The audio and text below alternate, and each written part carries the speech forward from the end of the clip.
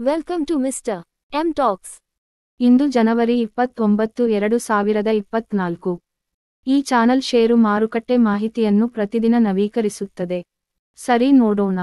Sensex 1240, 90 point ಅಥವಾ 1.76ರಷ್ಟು ಏರಿಕೆಯಾಗಿ 71,941, 57ಕ್ಕೆ ತಲುಪಿದೆ ಮತ್ತು ನಿಫ್ಟಿ 385, 00 ಪಾಯಿಂಟ್ ಅಥವಾ 1.80ರಷ್ಟು ಏರಿಕೆಯಾಗಿ 21,737, 60ಕ್ಕೆ ತಲುಪಿದೆ. ಸುಮಾರು 2,175 ಷೇರುಗಳು ಮುಂದುವರಿದವು, 1,588 ಷೇರುಗಳು ಕುಸಿತ ಕಂಡವು ಮತ್ತು 143 ಷೇರುಗಳು ಬದಲಾಗಿಲ್ಲ. 1. ಅದಾನಿ ಎಂಟರ್ಪ್ರೈಸಸ್.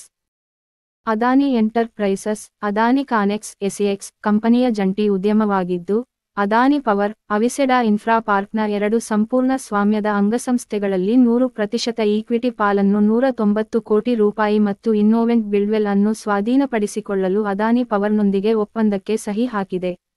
350 ಕೋಟಿ.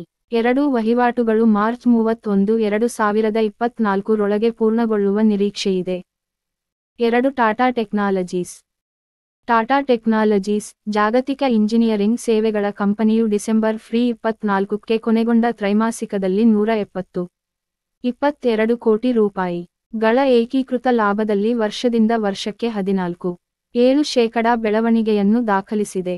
ವರ್ಷದ ಹಿಂದಿನ ಅವಧಿಗೆ ಹೋಲಿಸಿದರೆ ಕಾರ್ಯಾಚರಣೆಗಳ ಆದಾಯವು 14.7%ದಿಂದ ₹1,289.5 ಕೋಟಿ ಗೆ ಏರಿಕೆಯಾಗಿದೆ, ಆದರೆ US ಡಾಲರ್ ಲೆಕ್ಕದಲ್ಲಿ, ಒಟ್ಟು ಕಾರ್ಯಾಚರಣೆಯ ಆದಾಯವು 13.4% ಯಿಂದ $154. 8 ಮಿಲಿಯನ್ಗೆ ಏರಿಕೆಯಾಗಿದೆ. ಸೇವೆಗಳ ವಿಭಾಗದ ಆದಾಯವು 8.3% ವರ್ಷದಿಂದ $120.2 ಮಿಲಿಯನ್ಗೆ ಏರಿತು ಮತ್ತು ಸ್ಥಿರ ಕರೆನ್ಸಿಯಲ್ಲಿ ಅದೇ ವರ್ಷ 5.8% ಬೆಳೆದಿದೆ. 3. HDFC bank. HDFC ಬ್ಯಾಂಕ್, ಭಾರತೀಯ ರಿಸರ್ವ್ ಬ್ಯಾಂಕ್ (RBI), HDFC ಬ್ಯಾಂಕ್ನ ಶೇಕಡಾ 99.99ರಷ್ಟು ಸ್ವಾಧೀನಪಡಿಸಿಕೊಳ್ಳಲು ಭಾರತೀಯ ಜೀವ ವಿಮಾ ನಿಗಮಕ್ಕೆ ತನ್ನ ಅನುಮೋದನೆಯನ್ನು ನೀಡಿದೆ.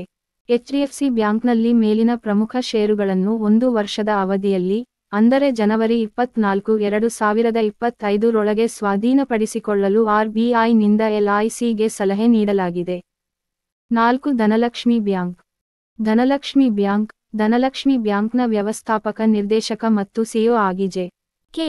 ಶಿವನ್ ಅವರ ಅವಧಿಯನ್ನು ಅವರ ಉತ್ತರಾಧಿಕಾರಿ ಅಧಿಕಾರ ವಹಿಸಿಕೊಳ್ಳುವವರೆಗೆ ವಿಸ್ತರಿಸಲು ಭಾರತೀಯ ರಿಸರ್ವ್ ಬ್ಯಾಂಕ್ ತನ್ನ ಅನುಮೋದನೆಯನ್ನು ನೀಡಿದೆ. ಹೊಸ ಎಂಡಿ ಮತ್ತು ಸಿಇಒ ನೇಮಕಕ್ಕೆ ಅನುಮೋದನೆ ಕೋರಿ ಅಭ್ಯರ್ಥಿಗಳ ಹೆಸರುಗಳೊಂದಿಗೆ ಧನಲಕ್ಷ್ಮಿ ಬ್ಯಾಂಕ್ ಈಗಾಗಲೇ ಭಾರತೀಯ ರಿಸರ್ವ್ ಬ್ಯಾಂಕ್ಗೆ ತನ್ನ ಅರ್ಜಿಯನ್ನು ಸಲ್ಲಿಸಿದೆ. 5. Bandhan Bank. Bandhan Bank, Marshall Wace ಹೂಡಿಕೆ ತಂತ್ರಗಳು, ಯುರೇಕಾ ಫಂಡ್ ಖಾಸಗಿ ವಲಯದ ಸಾಲದಾತರಲ್ಲಿ 1,88,33,391 ಈಕ್ವಿಟಿ ಷೇರುಗಳನ್ನು ಪ್ರತಿ ಷೇರಿಗೆ ಸರಾಸರಿ $224.4 ಗೆ 422. 62 ಕೋಟಿ. BNP ಪರಿಬಾಸ್ ಆರ್ಬಿಟ್ರೇಜ್ ಬ್ಯಾಂಕ್ನಲ್ಲಿ 1,93,77,033 ಈಕ್ವಿಟಿ ಷೇರುಗಳನ್ನು ಅದೇ ಬೆಲೆಯಲ್ಲಿ $434.82 ಕೋಟಿ. 6. ಮಣಪ್ಪುರಂ ಹಣಕಾಸು. Manappuram Finance, Marshall Wace Investment Strategies Eureka Fund 51,27,647 equity ಷೇರುಗಳನ್ನು ತೆಗೆದುಕೊಂಡಿದೆ, ಇದು ಪಾವತಿಸಿದ ಈಕ್ವಿಟಿ ಬಂಡವಾಳದ 0.6%ಕ್ಕೆ ಸಮನಾಗಿರುತ್ತದೆ. ಕಂಪನಿಯಲ್ಲಿ ಪ್ರತಿ ಷೇರಿಗೆ ಸರಾಸರಿ $174.55. ಯುರೋಪ್ ಮೂಲದ ಹಣಕಾಸು ಸೇವೆಗಳ ಕಂಪನಿ ಸೊಸೈಟಿ ಜನರಲ್ ಕಂಪನಿಯಲ್ಲಿನ 52,72,731 ಈಕ್ವಿಟಿ ಷೇರುಗಳನ್ನು ಪ್ರತಿ ಷೇರಿಗೆ ಸರಾಸರಿ $174.55. 7. ಕೆನರಾ ಬ್ಯಾಂಕ್.